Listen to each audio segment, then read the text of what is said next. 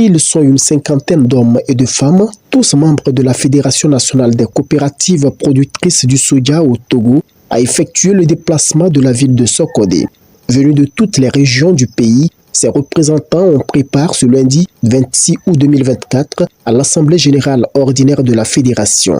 Après la cérémonie d'ouverture, place aux activités procomadites marquées par la présentation des rapports d'activité de juillet 2021 à août 2024, puis celui financier de 2021 à 2023.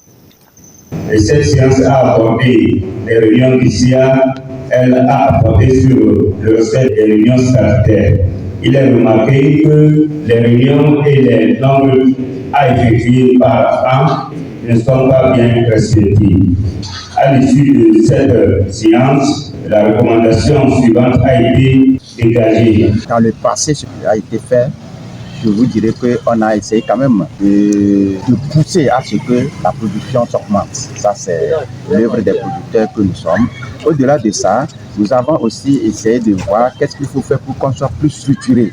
Et dans ce processus, nous sommes en train de mettre en place actuellement les unions communales dans lesquelles se fondent les coopératives et les unions communales vont se fondre dans les unions régionales.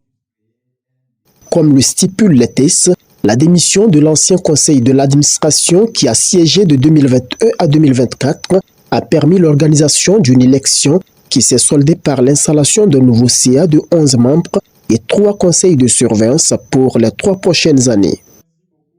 Actuellement, nous avons un destinateur, puisque à la base, surtout dans nos fermes, c'est tout un mélange. N'importe qui vient, d'autres viennent, ils ajoutent 1 franc, d'autres viennent, ils ajoutent 2 francs, d'autres viennent, ils diminuent. Maintenant, nous savons où notre soja va. Nous avons une destination pour aller vendre. Nous savons que notre produit n'ira plus loin, puisque ATTS, c'est l'association togolaise des transformateurs de soja. Donc, notre soja va rester au Togo.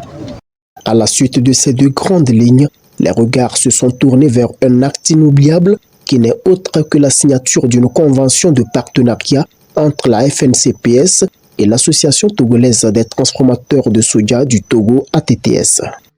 Cette convention que nous venons de signer, nous l'avons préparée depuis 2022 et c'est aujourd'hui que nous avons pu avoir cet acte. Nous remercions le Tout-Puissant.